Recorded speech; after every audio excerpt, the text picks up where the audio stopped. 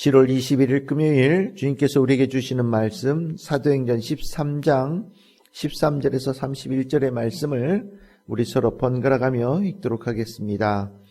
바울과 및 동행하는 사람들이 바보에서 배 타고 밤빌리아에 있는 버가에 이르니 요한은 그들에게서 떠나 예루살렘으로 돌아가고 그들은 버가에서 더 나아가 비시디아 안디옥에 이르러 안식일에 회당에 들어가 앉으니라. 율법과 선지자의 글을 읽은 후에 회당장이 사람을 보내어 물어 이르되 형제들아 만일 백성을 권할 말이 있거든 말하라 하니 바울이 일어나 손짓하며 말하되 이스라엘 사람들과 및 하나님을 경외하는 사람들아 들으라. 이 이스라엘 백성의 하나님이 우리 조상들을 택하시고 애굽 땅에서 나그네 된 그 백성을 높여 큰 권능으로 인도하여 내사 광야에서 약 40년간 그들의 소행을 참으시고 가나안 땅 7 족속을 멸하사 그 땅을 기업으로 주시기까지 약 450년간이라. 그 후에 선지자 사무엘 때까지 사사를 주셨더니 그 후에 그들이 왕을 구하거늘 하나님이 베냐민 지파 사람 기스의 아들 사울을 40년간 주셨다가 패하시고 다윗을 왕으로 세우시고 증언하여 이르시되 내가 이새의 아들 다윗을 만나니 내 마음에 맞는 사람이라 내 뜻을 다 이루리라 하시더니 하나님이 약속하신 대로 이 사람의 후손에서 이스라엘을 위하여 구주를 세우셨으니 곧 예수라. 그가 오시기에 앞서 요한이 먼저 회개의 세례를 이스라엘 모든 백성에게 전파하니라. 요한이 그 달려갈 길을 마칠 때에 말하되 너희가 나를 누구로 생각하느냐? 나는 그리스도가 아니라 내 뒤에 오시는 이가 있으니 나는 그 발에 신발끈을 풀기도 감당하지 못하리라 하였으니 형제들아 아브라함의 후손과 너희 중에 하나님을 경외하는 사람들아 이 구원의 말씀을 우리에게 보내셨거늘 예루살렘에 사는 자들과 그들 관리들이 예수와 및 안식일마다 외우는 바 선지자들의 말을 알지 못함으로 예수를 정죄하여 선지자들의 말을 응하게 하였도다.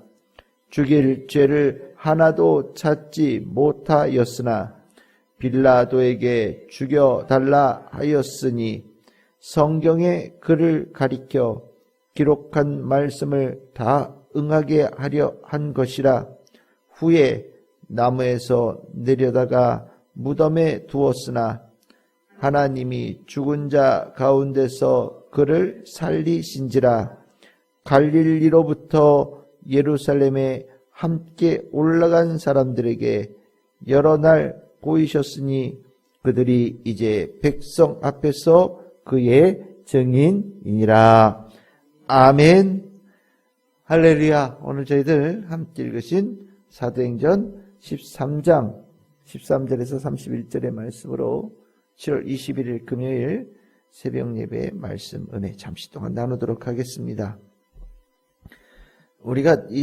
저는 사도행전 설교한 지가 얼마 안 된 것 같아요. 벌써 꽤 몇 년 지나긴 했는데 그때 이 몇 년 전에 비시디아 안디옥에 관한 이 말씀을 전했던 기억이 납니다. 그때 우리 영상도 보면서 그 버가에서 비시디아 안디옥까지 이르는 그 산길 이렇게 쭉 들어가는 길이 험난한 길이라는 것을 우리 한번 봤었죠. 오늘 이 말씀에서 눈여겨봐야 될 부분이 13절에 있다라는 생각이 들어요. 바울과 함께 바나바, 그리고 거기에 요한이라고 나오는 이 우리가 흔히 알고 있는 마가라고 하는, 마가복음서를 쓴 것으로 추정되어지는 마가라고 하는 인물이 같이 이제 여행을 떠났다가 이 버가라고 하는 곳에서 이 요한이 마가가 더 이상 진행을 하지 못하겠다고 이제 예루살렘으로 돌아간 겁니다. 이 일 때문에 나중에 바나바와 바울이 좀 다투는 일도 일어나죠. 그리고 마가에 관한 이 일이 생각보다 큰 그 분기점, 큰 나뉨이 되어진 것 같습니다. 왜 요한은, 마가는 집으로 돌아가려고 했고, 왜 바울은 가던 길을 계속 가겠다고 얘기를 했을까? 아마 이 마가는 아직 어렸고, 그러다 보니까 이 복음을 전하러 다니는 길이 뭐 우리가 흔히 얘기하듯이 뭐 세계 여행 다니면서 뭐 신기한 거 구경하고 새로운 거 체험하고 뭐 이런 여행길이 아니라 정말 목숨 걸고 다니는, 그리고 험난한 길을 가야 되는, 그리고 때에 따라서는 가는 곳마다 환영하는 사람들도 만날 수 있겠지만 대체적으로 예수의 복음을 별로 좋아하지 않고 적대시하는 이들에게 모든 노력과 힘을 기울여서 달려가야 되는, 그렇게 평탄하지 않는 길이라는 것을 마가가 경험했기 때문에 아마 더 이상 가는 거는 나는 못하겠다 라고 얘기하고 집으로 돌아간 것 같습니다. 그럴 수 있죠. 그럴 수 있다는 생각이 듭니다. 그런데 반면에 바울은 그 험난한 길을, 어려운 길을, 참 쉽게 갈 수 없는 그 길을 계속해서 바울은 전진하고 또 전진하고 전진했던 사람입니다. 마가보다 나이가 좀 더 많았을 테니까, 또 우리가 살펴보았듯이, 주일날 보았듯이 바울에게는 귀한 인생의 경험이 있었기 때문에 마가하고는 좀 다른 차원의 삶을 살 수밖에 없었다, 이런 생각이 듭니다. 그런데 그 삶의 그 변화에 단적으로 이 마가의 삶과 이 바울의 삶을 단적으로 딱 구분할 수 있는 명확한 단어가 뭐냐? 그 인생을 바라보는 시각이, 관점이 다른 거예요. 오늘 읽었던 이 본문은 실은 바울의 설교입니다. 비시디아 안디옥 회당에서 바울이 그 회당에 모여있는 유대인들에게 전했던 설교죠. 사도행전에서는 설교가 몇 편이 나옵니다. 뭐 이 사람, 저분 이렇게 여러 사도들의 설교가 등장을 하는데 바울은 3번 나오거든요. 3번 나오는데 그 3번의 설교 중에 오늘 읽은 사도행전 13장 그 뒤쪽에 나온 더 이어지는 본문이 첫 번째 설교예요. 그러니까 우리 궁금하잖아요. 바울은 복음 전하러 다니는데 어떻게 복음을 전했을까? 그런데 전형적인 설교의 내용이 비시디아 안디옥에서 했던 설교로서 우리에게 전해지고 있어요. 설교의 내용이 뭐냐? 오늘 뭐 이렇게 읽어보시면 실은 바울이 구약 성경에 대해서 완전히 해박한 지식을 가지고 있었기 때문에 쭉 역사를 훑습니다. 그 하나님께서 애굽에서 택하여 주셨던 그 사건, 출애굽 사건, 그리고 가나안 땅을 정복하고 사울 왕을 세워주시고 이런 과정들을 쭉 이어가요. 그런데 바울은 22절에서 다윗이라고 하는 인물에 대해서 방점을 찍습니다. 바울을 어떤 의미에서 방점을 찍느냐? 하나님의 마음에 맞는 사람, 그리고 내 뜻을 다 이룰 사람이라는 의미에서 다윗이 중요한 인물이다 라고 바울은 설교를 합니다. 다윗이 중요하다라고 하는 말은 유대인들은 다 동의했던 내용이에요. 왜냐하면 나중에 오실 메시아도 다윗의 후손이라고 여겨질 정도로, 그러니까 다윗과 같은 스타일이라는 거죠. 한눈에 딱 보면 다윗 닮은 사람이다. 메시아가 누구냐? 다윗 닮은 사람이다. 라는 생각으로 이스라엘 백성 유대인들은 늘 머릿속에 가지고 있었기 때문에 다윗은 굉장히 중요한 인물로 유대인들은 여겨진 거예요. 그런데 23절에 보시면 구약 역사를 다윗까지 쭉 이야기하던 이 바울이 갑자기 이 다윗에게서 예수님에게로 훅 건너뜁니다. 그러면서 23절에 하나님이 약속하신 대로 누구에게? 다윗에게 하신 그 약속대로 하나님께서 다윗의 후손에서 이스라엘을 위하여 구주를 세우셨으니 곧 예수다 라고 설교합니다. 곧 예수다, 구주다, 예수다. 이 얘기는 구약 성경 전체의 하이라이트가 어디냐? 하나님께서 다윗에게 다윗의 후손 중에 메시아 구원자를 주시겠다라는 것이 구약 성경 역사의 하이라이트고, 그 하이라이트에 성취되어지는 때가 언제냐가 또 하나의 중요한 시기인데, 그 존재와 시기가 누구냐? 예수 그리스도가 이 땅에 오신 때고 예수가 바로 그 인물이다라는 것이 바울의 설교의 초점이에요. 즉 구약 성경 전체를 보면 어떤 왕, 어떤 지도자, 뭐 이렇게 이런 식으로 역사를 이야기할 수 있겠지만 바울의 눈에는 다른 거 다 보이지 않고 하나님께서 우리 이스라엘 백성들을 구원하기 위해서 출애굽을 시키셨고 그 출애굽에 그 하나님께서 구원하고자 하는 그 모든 뜻의 계획을 다윗에게 말씀해 주셨고 다윗에게 말씀하신 그 내용을 예수라는 인물을 통해서 하나님께서 성취하셨다라는 것이 역사를 바라보는 가장 중요한 단 하나의 초점이라는 것이 바울의 시각이었어요. 이걸 그래서 뭐라고 그러냐? 하나님의 구원의 역사다.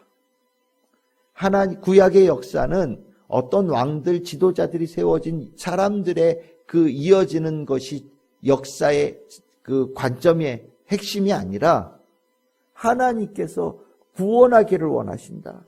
그리고 하나님께서 그 구원을 이루시기로 작정하셨고 그 구원의 완성을 시작하셨다라는 것이 바울이 바라보는 구약 역사의 시각이라는 거예요. 그래서 그것을 구속사적인 관점이라고 얘기를 합니다.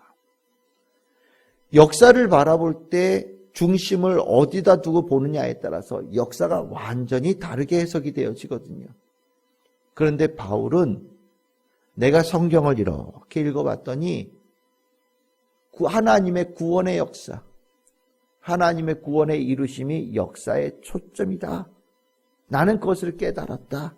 라고 설교하고 그 역사의 초점이 바로 예수 그리스도가 절정이다라는 것이 바울의 본 시각이라는 거예요.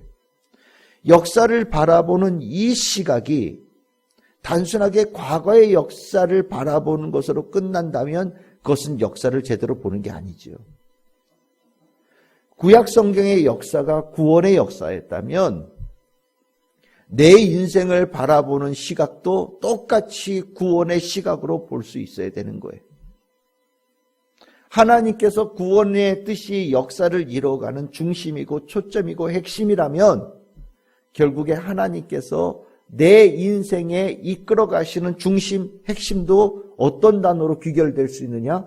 구원이라는 단어로 귀결될 수 있다라는 거지요. 결국 바울의 인생을 보면 그의 인생이 뭐냐? 하나님께서 나를 구원하기를 원하셨다라는 거예요. 예수님께서 이 땅에 오셔서 구원의 역사를 이루시는 그 일을 하셨는데 정말 별 볼 일 없는 나에게도 부활하신 예수가 찾아오셔서 나를 구원하시는 그 은총을 베풀어 주셨다라는 겁니다. 그리고 났더니 바울에게도 여러 가지 훈장이 있죠. 자기를 자랑할 만한 여러 가지가 다 있고 자기가 이 땅에 태어나서 이루고자 했던 삶의 목표들도 있었을 거 아니에요. 그런데 내가 그 부활하신 예수 그리스도를 만나고 났더니 내 인생의 초점이 어디에 있는지, 아니 더 정확하게 말하면 내 인생을 어떻게 바라보고 무엇을 중심으로 살아가야 되는지를 깨닫게 됐다라는 겁니다. 그것이 무엇이냐? 구원인 거예요. 그래서 내가 내 인생을 구원으로 깨닫고 났더니 하나님께서, 예수님께서 나에게 맡기신 사명도 알게 됐다라는 거죠.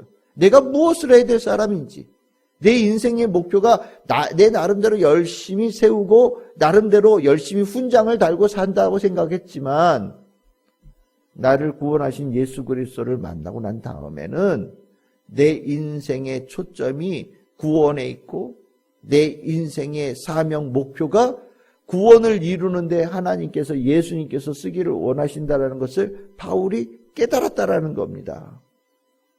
그리고 나니 가만히 있을 수가 없는 거예요. 내 인생을 복음을 전하는 데에 모든 힘을 기울이는 바울이 됐다라고 얘기하는 것이 바울의 인생의 시각이었습니다. 그리고 나니 그것을 제대로 깨닫지 못한 마가는, 요한은 힘들다고 집으로 돌아갈지라도 바울은 비시디아 안디옥이라고 하는 저 내륙 한가운데 있는 험한 곳에 있는 그 길도 마다하지 않고 걸어갈 수밖에 없고 걸어가야만 하는 사람이 되어진 것이고, 그 곳에 가서 전해될 메시지 또한 다른 것이 아니라 구원의 초점이 있다라는 것을 가르치는 메시지를 전하는 사도가 될 수밖에 없었다라는 것을 이 설교를 통해서 보게 되어지는 거예요. 열심히 성경 읽어도 그 성경 안에서 하나님의 뜻이 구원의 초점이 있다라는 것을 깨닫지 못하면 하나님의 말씀의 성취로 오신 예수 그리스도를 알아보지 못하는 거고요. 이 두꺼운 성경 하나님의 말씀 열심히 읽어도 이 성경을 통해서 내 인생이 구원의 뜻이 이루어지는 인생으로 보라고 하시는 하나님의 그 가르침을 제대로 깨닫지 못하는 사람이 된다라는 겁니다.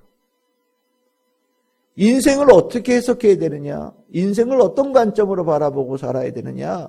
인생에 어떤 열매를 맺어야 되느냐? 다른 거 볼 거 없다라는 거예요. 구원으로 봐야 된다라는 겁니다. 구원의 은혜를 갈망하는 자 믿음의 사람이고요.